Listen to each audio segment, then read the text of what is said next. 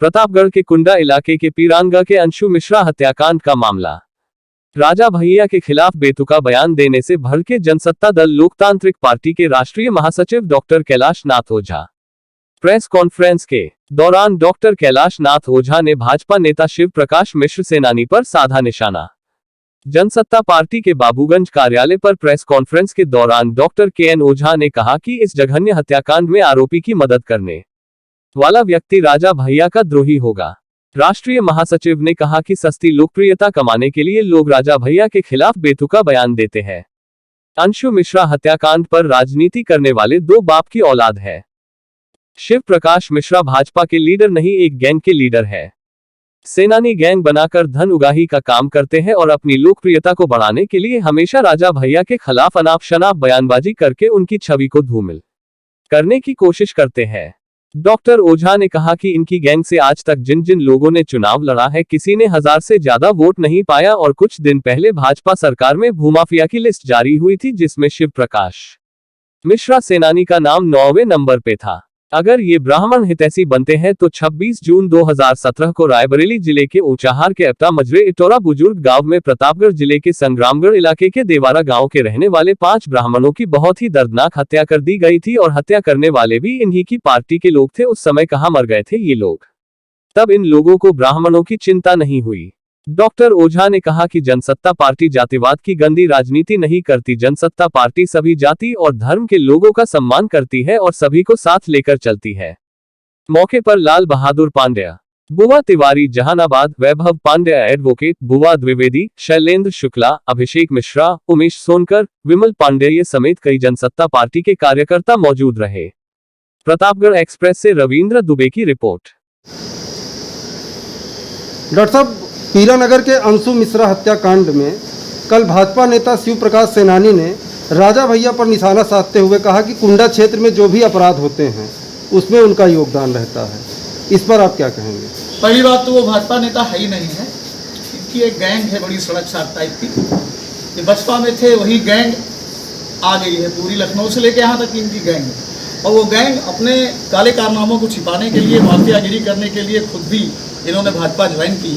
रही बात तो पीरानगर हत्याकांड की, आप बताइए कि उस लड़के का पूरा इतिहास, उस परिवार का पूरा इतिहास देख लीजिए। सीधा साधा लड़का, एक गरीब ब्राह्मण घर का लड़का और बिना माँ बाप का लड़का, उसकी किसी से कोई दुश्मनी नहीं थी समाज में किसी भी तरह की, और कोई उसका पॉलिटिकल कैरियर नहीं था कि कोई राजनीति में था। और इस तरह 93 से लगातार मतों से हम लोग जीतते चले आ रहे हैं। आज तक एक भी रिवेंज की कोई घटना हमारा नेता आदरणीय राजा भैया इस तरह का कोई काम नहीं करते हैं। ये इनकी कुंठा है। और सबसे बड़ी बात मैं आपको बताऊं, ये ऐसा कहते क्यों हैं, इनका कोई जनाधार नहीं है। अभी आपने देखा कि दोनों विधानसभा, बिहार और कुंडा विधानसभा में 17 सीट थी। 17 सीट में एक सीट भाजपा जीती, वो भी बेईमानी से, और ब्राह्मण कैंडिडेट को मार करके, पीट करके चुनाव जीत लिया इन्होंने, और वो भी चंद मतों से। कितने बड़े ये ब्राह्मण के हितचिंतक हैं या भाजपा के हितचिंतक हैं। सबसे दूसरी चीज़, एजेंसियां जांच कर रही हैं, पुलिस जांच कर रही है, पुलिस उसकी कार्रवाई कर रही है। कुछ तो इंतजार करो, तुम्हारा शासन है और विपक्ष के ऊपर दबाव बनाते हो। ये इनकी कुंठा है। कई बार चुनाव हार चुके हैं और इनकी गैंग के जो लोग भी चुनाव लड़े, 1000 के ऊपर कोई वोट नहीं पाया। इनकी बहू खुद ही चुनाव लड़ी थी, 1100 वोट पाई थी। चौथे, पांचवें, 8वें कितने नंबर पे थी हम बता भी नहीं सकते आपको। तो ये सब लोग। अच्छा, दूसरी चीज़, ये खुद एक माफिया है। अभी भू माफिया के तौर पे इसी भाजपा सरकार ने एक लिस्ट जारी की थी लखनऊ में, 9वें नंबर पे इनका नाम है। सही, हम चैलेंज के साथ करें, आप लोग फटकार हैं, खुद जी, से लीजिएगा, जानकारी में आया था। तो ऐसे लोगों को हमें संज्ञान में नहीं लेना चाहिए। लेकिन ये है कि कुछ न कुछ तो भाई चलो बोलना ही पड़ता है। तो पहली बात तो भाजपा नेता, आप इनको कहिए नहीं किसी कीमत पे, ये भाजपा नेता नहीं है। सर, जिस तरीके से जनसत्ता ने पूरा सुपड़ा साफ किया है, तो क्या ये लगता है कि बौखलाहट है क्या विपक्षियों में? जिस तरीके से सीधे सीधे आरोप लगा रहा है, ऐसा जिला पंचायत के चुनाव में उनके परिवार के लोग भी हार गए थे, तो क्या ये मान सकते हैं कि ये बौखलाहट है, इसलिए सीधे सीधे आरोप लगा रहे हैं? ये बौखलाहट इनकी, हमारे विरोधियों की आज की नहीं है। 93 से लगातार सारे लोग एकजुट होकर के सारे लोग चुनाव लड़ते हैं अपनी राजा भैया से, और इसके बावजूद लगातार हम रिकॉर्ड बनाते चले जा रहे हैं। ये आदमी सपा में था, सपा से चुनाव लड़ा, फिर बसपा से चुनाव लड़ा, कितने चुनाव हारा हुआ है कुछ पता है? आप लोगों को जानकारी है ना? तो ये बौखलाहट तो इनकी है ही है। इस तरह जनाधार विहीन लोग हैं और आदरणीय राजा भैया के जनाधार को देख करके इसको जातिवादी रूप दे करके और ब्राह्मण ठाकुर यादव ठाकुर इस तरह करके ये सारे लोग इसी पे सवार हैं। डॉक्टर साहब कल जब वो अपना प्रेस कॉन्फ्रेंस में बात रख रहे थे तो उन्होंने एक शब्द कहा कि यहाँ जो लोग वहाँ पर सांत्वना देने गए थे पीड़ित अंशु मिश्रा के यहाँ, उसमें ब्राह्मण समुदाय के भी लोग थे, सारे समुदाय के लोगों में आक्रोश था। तो वो अब वो उसको उनके बयानों को माने जाए तो वो इसको मोड़ रहे हैं कि आपके पार्टी की तरफ से या राजा भैया की ओर से राजनीति कराई जा रही है। इसमें राजनीति जैसी कोई बात नहीं है। आदरणीय राजा भैया भी वहाँ गए थे और उन्होंने एक बात और कही थी, मैंने उनका थोड़ा सा एक अंश वीडियो को देखा था। उन्होंने कहा कि इसके अलावा राजा जहाँ हत्या होती है वहाँ कहीं नहीं गए। जिसको इतनी तमीज़ नहीं है, जिसको ये पता नहीं है कि किसी भी दुख में जनता चाहे जो हो, किसी भी पार्टी का हो, अगर उसे दुख पड़ता है तो हमारे नेता आदरणीय राजा भैया उसके यहाँ जाते हैं, उसकी पूरी सहायता करते हैं। और जात बिरादरी का जैसा कुछ यहाँ पे है नहीं। इनको एक चीज़ ये भी नहीं पता कि कुंडा विधानसभा में सबसे ज़्यादा संख्या ब्राह्मणों की रही है हमेशा से। जिस प्रकार से डॉक्टर साहब जिस प्रकार से ये आरोप लगा रहे हैं सेनानी जी, तो इस पर क्या कहेंगे कि शासन सत्ता इनकी है, हत्या इनके सरकार में हो रही है, लैंड ऑर्डर इनके हाथ में है और ये विपक्ष से सवाल करते हैं कि यहाँ इनकी वजह से नहीं पकड़े जा रहे हैं, तो इस पर क्या कहना चाहेंगे? इस पे हम ये सिर्फ इतना ही कहना चाहेंगे इस बारे में कि ये बेशर्मी भरा इनका बयान है, क्योंकि बता दिया ना इनका कोई कैडर नहीं है, इनका कोई अस्तर नहीं है। हम तो मतलब मुझे बड़ी शर्म लग रही है, मुझे बड़ा अफसोस हो रहा है कि भाजपा जैसी बुद्धिजीवी पार्टी ऐसे जैसे टुकड़िया टाइप लोगों के बयान को सुनने के बावजूद भी संज्ञान नहीं लेती और दलाली करने के लिए लोगों को छोड़ के रखा हुआ है। आप बताइए कि पत्रकारों ने लिखा कि सन 2020 में अगस्त में गुंडा एक्ट की कार्रवाई कुंडा पुलिस ने की थी और आज तक उस पर कोई कार्रवाई लोगों के खिलाफ नहीं हुई। और हम लोग जब गए तो हम लोगों ने ये भी मांग रखी है, हमारे नेता ने भी मांग रखी है और हमारे जितने भी कार्यकर्ता हैं जनसत्ता दल लोकतांत्रिक पार्टी ने रखा है कि पूरे के पूरे केस इनके खुलने चाहिए और पूर्ण रूप से कार्रवाई होनी चाहिए, चाहे दंडात्मक कार्रवाई किसी भी तरह की कार्रवाई करे। जनसत्ता दल प्रशासन के साथ पूरी तरह से है इस मामले में। सर एक इन्होंने एक और प्रश्न उठाया था कि यहाँ पर युवाओं को दबाने का कार्य किया जाता है, जो आगे बढ़ता है उस पर ये कुछ न कुछ करके लगाम लगाते हैं, इस प्रकार की घटनाएं कारित कराते हैं। तो ऐसी कोई घटनाएं हैं जो आपकी जानकारी में हो? क्योंकि ऐसा उनका कहना है। हम इनको चैलेंज करते हैं, किसी घटना का नाम लें, किसी भी व्यक्ति का ये नाम लेके बताओ कि किसके साथ क्या हुआ। मैं इनको चैलेंज करता हूँ, अगर ये बता दें कि राजा, अब देखो भाई एक चीज़ हम जरूर कहना, नहीं उनका कहना है कि हत्यारोपी राजा भैया के बहुत करीबी हैं। मैं आपको करीबी की बात बताता हूँ। आजकल सेल्फी का ज़माना है, फ़ोटो का ज़माना है। अभी योगी जी के साथ तमाम लोगों की फ़ोटोएं आई, विकास दुबे जैसे जघन्य अपराधी की फ़ोटो तमाम लोगों के साथ आई। और नेता एक ऐसी प्राणी होते हैं कि सेल्फी लेकर के फ़ोन कोई भी करवा लेता है। दूसरी चीज़, हम 1.5 लाख वोट पाते हैं, 1 लाख के ऊपर से 1,30,000 तो पिछली बार पाए थे। इतने लोग हमारे वोटर हैं और हमारे सपोर्टर्स के बीच में भी तमाम झगड़े हुए हैं, जो दोनों हमारे सपोर्टर हैं, हत्या तक हो गई और ये हत्याएं आपसी झगड़े में हो गई। उसकी जिम्मेदारी हमारे नेता के ऊपर है। फ़ोटो तो कोई भी खिंचवा लेता है, जो भी आता है फ़ोटो खिंचवाता है। और आजकल फ़ोटो का तो ये ट्रेंड बन गया है, एप्लीकेशन दिया, पैर छुआ, खड़ा हो गया, सेटिंग किए हुए फ़ोटो भी उसकी खिंच गई और उसको उसने लगा दिया अपने स्टेटस में, व्हाट्सएप पर डाल दिया, फेसबुक पर डाल दिया। फ़ोटो का होना, हाँ एक चीज़ है कि अगर इस प्रकरण में हमारी पार्टी का कोई सदस्य, हमारा कोई नेता, हमारे आदरणीय राजा भैया, आदरणीय गोपाल भैया किसी भी तरह का अगर योगदान देते हैं तो वो तब हम उसके दोषी हैं। दूसरी चीज़, मैं एक बात बहुत कड़वी कहने जा रहा हूँ कि उसका सपोर्ट कहाँ से हो रहा है, धीरे धीरे खुल जाएगा, अपने आप खुल जाएगा। पैसे खेल है, आगे खुल जाएगा, पुलिस खोल देगी। जो लोग उनके यहाँ गए हैं, जो लोगों ने सिंपैथी करी है, उसमें हम लोग भी शामिल हैं, उनको अगर वो अपनी बात से हटते हैं, झूठी सिंपैथी उसको दिखाते हैं और हत्यारोपियों की मदद करते हैं, तो मैं चैलेंज के साथ कहता हूँ ऐसे लोग 2 बाप की औलाद हैं।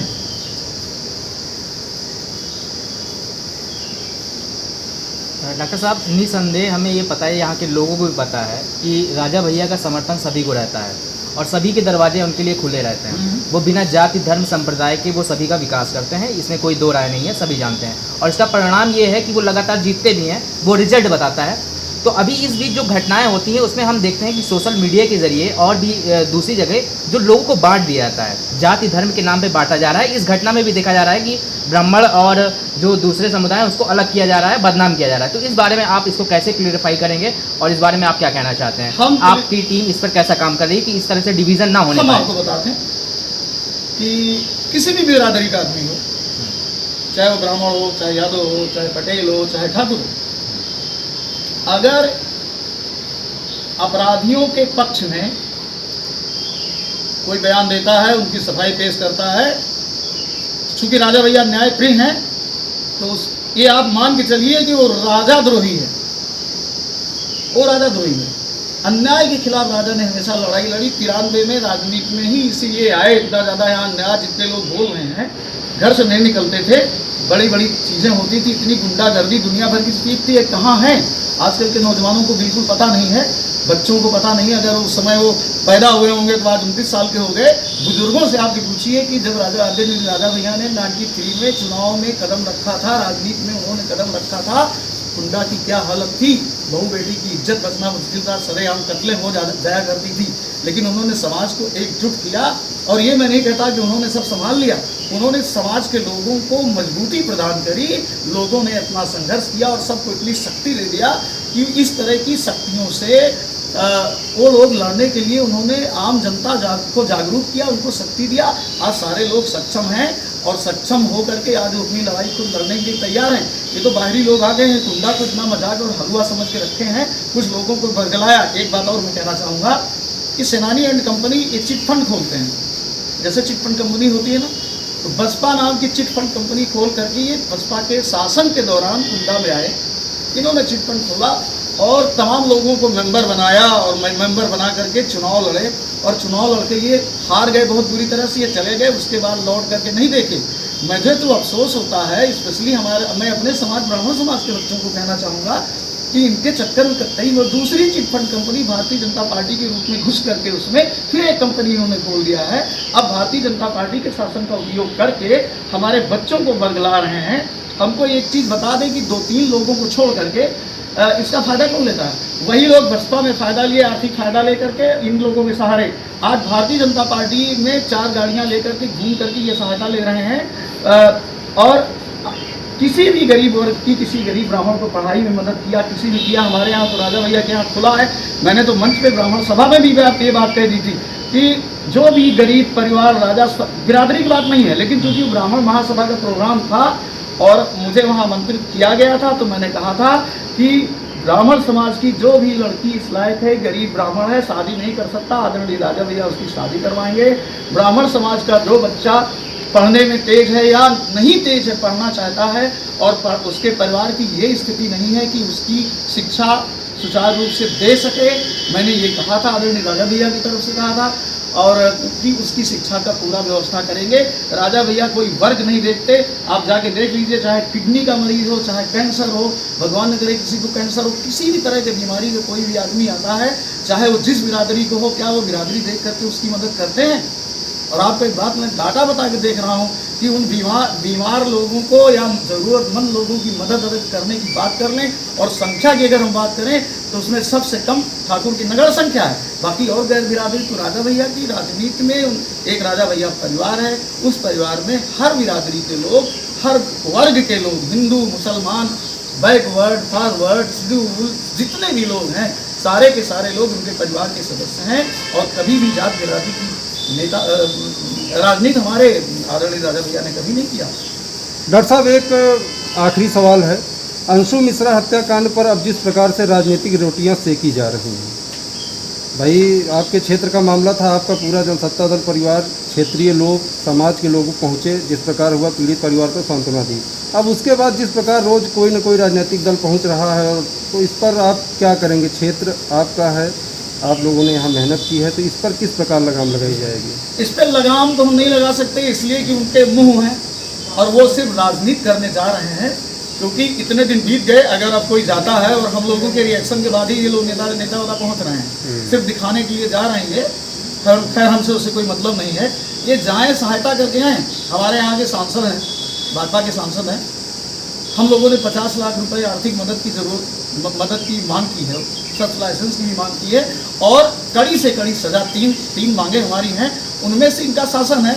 अभी हमारे थोड़ी दूर पे बछरौली एक गांव है, वहाँ पे एक लड़के की हत्या हो गई। उसने लड़ाई झगड़ा किया था होटल में इलाहाबाद में, उसको 50 लाख रुपए तुरंत जो है भाजपा सरकार ने दिया। और ये तो कोई लड़ाई भी नहीं होती, इसमें तो सीधे गोली मारी गई है।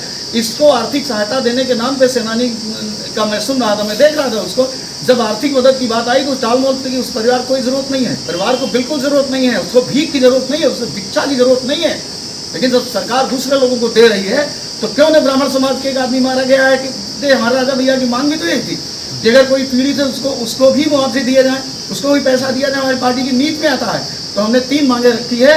एक मांग 50 लाख रुपए उसको आर्थिक सहायता दिया जाए, उसको सख्त लाइसेंस दिया जाए और अपराधियों को कड़ी से कड़ी सजा दी जाए। 3 हमारी मांगे हैं। और रही बात इनकी राजनीति करने की, तो राजनीति करने आएंगे जाएंगे और बता दिया मैंने कि ये उसी नाव पे, विरोधियों की नाव पे सवार है। हमारे जो भी 30-35-40 हज़ार विरोधी हैं, कुल मिला के इनका कोई जनाधार नहीं है। उसी नाव पे सवार होकर जितने लोगों को बैठ के घूमना है वो बैठ के घूमे।